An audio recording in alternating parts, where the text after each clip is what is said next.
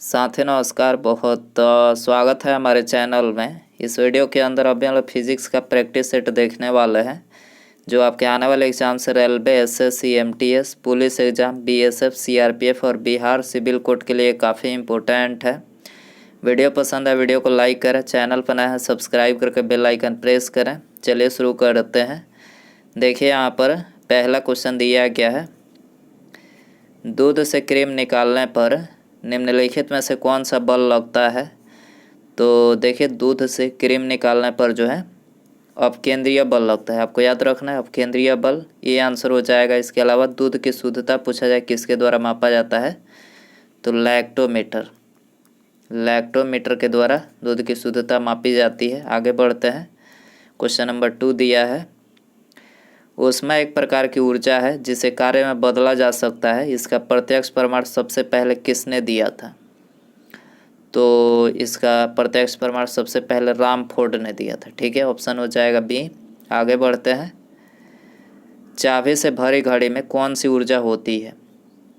तो देखिए चाबी से भरी जो घड़ी होती है उसमें ये स्थितिज ऊर्जा, ठीक है, स्थितिज ऊर्जा होती है। सी हो जाएगा। आगे बढ़ते हैं। चौथा क्वेश्चन दिया गया है, जल में तैरना न्यूटन की गति के किस नियम के कारण संभव है। तो देखिए जल में तैरना जो है ये न्यूटन के तृतीय नियम के कारण संभव है। ऑप्शन हो जाएगा ए। अगला क्वेश्चन देखते हैं, ठोस कपूर से वाष्प कपूर बनाने की प्रक्रिया क्या कहलाती है।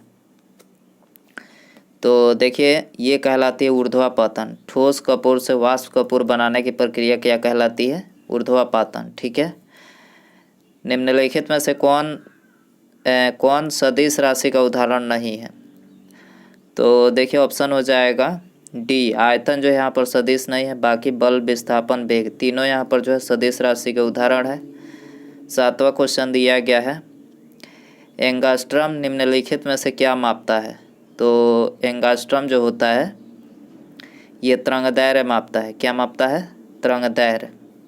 अगला क्वेश्चन दिया गया है, क्वेश्चन नंबर 8 है, निम्नलिखित में से किस वैज्ञानिक ने सर्वप्रथम बर्फ के 2 टुकड़ों को आपस में घिसकर पिघलाया था।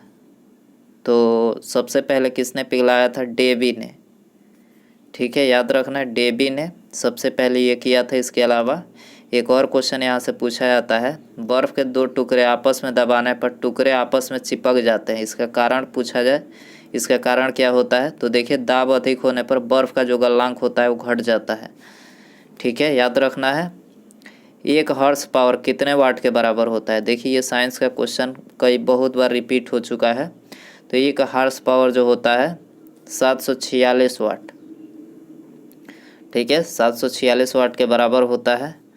आगे देखते हैं, निम्नलिखित में से किसमें सर्वोच्च विशिष्ट ऊष्मा का मान होता है। सर्वोच्च विशिष्ट ऊष्मा का मान किसमें होता है, जल में होता है। जल ऑप्शन हो जाएगा ये। बिजली के पंखे की गति बदलने के लिए प्रयुक्त साधन कौन सा है। तो पंखे की जो गति होती है उसको बदलने के लिए किसका प्रयोग किया जाता है, रेगुलेटर का। ठीक है, ऑप्शन हो जाएगा ये। आगे बढ़ते हैं, निम्नलिखित में से किस द्रव का घनत्व सबसे कम होता है। तो देखिए सबसे जो कम होता है ऑप्शन हो जाएगा डी, पेट्रोल का सबसे कम होता है। इसके अलावा पेट्रोल को द्रव स्वर्ण के नाम से जाना जाता है। द्रव स्वर्ण पूछा जाए कि किसे बोला जाता है, पेट्रोल को। लोहे की सुई पानी की सतह पर तैरती है, इस परिघटना का कारण क्या है।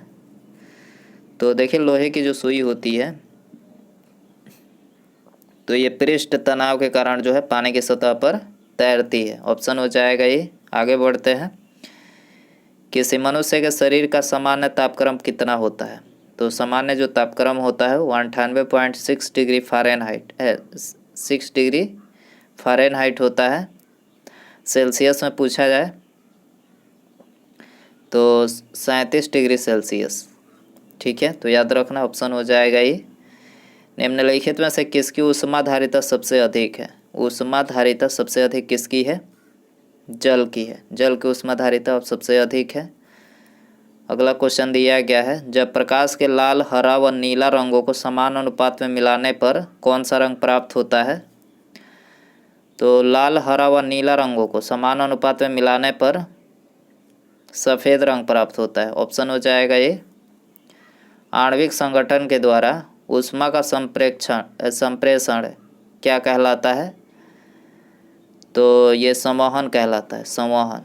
ठीक है, ऑप्शन हो जाएगा सी। अगला क्वेश्चन दिया गया है, मायोपिया का अर्थ क्या है? मायोपिया, तो इसका अर्थ है निकट दृष्टि दोष। निकट दृष्टि दोष किसके द्वारा दूर किया जाता है? किस लेंस के द्वारा? अवतल लेंस। अवतल। दूरदृष्टि पूछा जाए तो उत्तल लेंस याद रखना है। ठोस से द्रव में पदार्थ की अवस्था परिवर्तन को क्या कहा जाता है? तो इसको बोला जाता है गलन। ठीक है, ऑप्शन हो जाएगा ये। ध्वनि तरंगों की प्रकृति होती है, तो ध्वनि तरंगों की प्रकृति अनुदैर्घ्य होती है। ठीक है, सी हो जाएगा। इंटरनेट का आविष्कार किसने किया था? तो वेरी इंपॉर्टेंट क्वेश्चन है, विंटसर्फ ने। याद रखना है आपको, हमेशा ये क्वेश्चन पूछा जाता है। इंटरनेट का आविष्कार विंटसर्फ ने किया था। ध्वनि की चाल अधिकतम होती है। ध्वनि की चाल कहाँ पर अधिकतम होती है? तो आंसर हो जाएगा इस्पात में। ठीक है, इस्पात में ध्वनि की चाल जो होती है वो सबसे अधिक होती है। किसी द्रव का उसके क्वथनांक से पूर्व उसके वाष्प में बदलने की प्रक्रिया क्या कहलाती है? किसी द्रव को उसके क्वथनांक से पूर्व उसके वाष्प में बदलने की प्रक्रिया क्या कहलाती है? वाष्पीकरण कहलाती है। ठीक है, ऑप्शन हो जाएगा ये। नेत्रदान में दाता के आँख के किस हिस्से को प्रतिरोपित किया जाता है? तो नेत्रदान में कॉर्निया को प्रतिरोपित किया जाता है। ठीक है, ऑप्शन डी हो जाएगा। आगे बढ़ते हैं। इसके अलावा एक और क्वेश्चन यहाँ से पूछा जाता है, सामान्य नेत्र के लिए न्यूनतम दूरी। सामान्य नेत्र के लिए न्यूनतम दूरी कितनी होनी चाहिए? 25 सेंटीमीटर। ऊष्मागतिकी के प्रथम नियम से संरक्षित होता है। ऊष्मागतिकी के प्रथम नियम से संरक्षित होता है तो ऊर्जा संरक्षित होता है। ऑप्शन ए हो जाएगा। साबुन के बुलबुले के चमकीले रंग किसके कारण होते हैं? तो साबुन के जो बुलबुले का चमकीला जो रंग होता है वो किसके कारण से होता है? प्रकीर्णन के कारण से। ठीक है, याद रखना है। ऑप्शन सी हो जाएगा। ध्वनि तरंगे किसके कारण प्रतिध्वनि उत्पन्न करते हैं? ध्वनि तरंगे किसके कारण प्रतिध्वनि उत्पन्न करते हैं? परावर्तन के कारण से। याद रखना है, ऑप्शन ए हो जाएगा। जब ध्वनि तरंगे चलती है तो अपने साथ क्या ले जाती है? तो जब ध्वनि तरंगे चलती है तो अपने साथ जो है ये ऊर्जा ले जाती है, ऊर्जा। ऑप्शन ए हो जाएगा। इसके अलावा वायु में ध्वनि की चाल कितनी होती है? 332 मीटर प्रति सेकंड। पानी से भरे तालाब की गहराई किस कारण कम दिखाई देती है? तो ये अपवर्तन के कारण जो है कम दिखाई देती है। जब एक कार की गति दोगुनी कर दी जाती है तब उसको उतनी ही दूरी में रोकने के लिए ब्रेक बल, ब्रेकिंग फोर्स कितना होगा? चौगुना होगा। चौगुना, ऑप्शन ए हो जाएगा। रॉकेट को अंतरिक्ष में छोड़ने के लिए कितने न्यूनतम पलायन वेग की आवश्यकता होती है? तो ये 11.2 किलोमीटर पलायन वेग की आवश्यकता होती है। इसके अलावा रॉकेट जो होता है वो किस सिद्धांत पर कार्य करता है? संवेग संरक्षण। संवेग संरक्षण के सिद्धांत पर कार्य करता है। आगे बढ़ते हैं। सौर ऊर्जा को विद्युत ऊर्जा में परिवर्तित करने के लिए आवश्यक तत्व है। सौर ऊर्जा को विद्युत ऊर्जा में जो परिवर्तित करने के लिए आवश्यक सिलिकॉन है। ठीक है, आंसर हो जाएगा बी। आगे बढ़ते हैं। डॉक्टर द्वारा प्रयोग किया जाने वाला स्टेथोस्कोप किस सिद्धांत पर कार्य करता है? स्टेथोस्कोप, तो देखिए ये ध्वनि के प्रवर्तन के सिद्धांत पर, स्टेथोस्कोप जो होता है ये ध्वनि के प्रवर्तन के सिद्धांत पर कार्य करता है। आगे बढ़ते हैं। प्रतिध्वनि सुनने के लिए न्यूनतम दूरी मीटर में कितनी होनी चाहिए? तो मीटर में इसकी जो दूरी होनी चाहिए 17 मीटर। आगे बढ़ते हैं। एमआरआई मशीन में किसका प्रयोग किया जाता है? एमआरआई जो मशीन होता है उसमें किसका प्रयोग किया जाता है? चुंबकीय तरंग का। याद रखना है किसका? चुंबकीय तरंग। ऑप्शन डी यहाँ पर करेक्ट हो जाएगा। समुद्र के पानी में कौन सी धातु निकाली जाती है? समुद्र के पानी से कौन सी धातु निकाली जाती है? तो करेक्ट आंसर बी हो जाएगा। मैग्नीशियम धातु जो है समुद्र के पानी से निकाली जाती है। निम्नलिखित में से कौन सा युग्म सही सुमेलित नहीं है? सही सुमेलित नहीं है तो ऑप्शन ए दिया गया है हेमेटाइट। तो देखिए हेमेटाइट जो होता है ये लोहा का अयस्क होता है, ना कि तांबा। लोहा का अयस्क होता है, याद रखना है।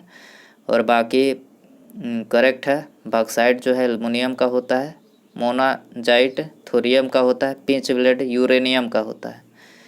निम्नलिखित में से कौन सी धातु मुक्त अवस्था में पाई जाती है?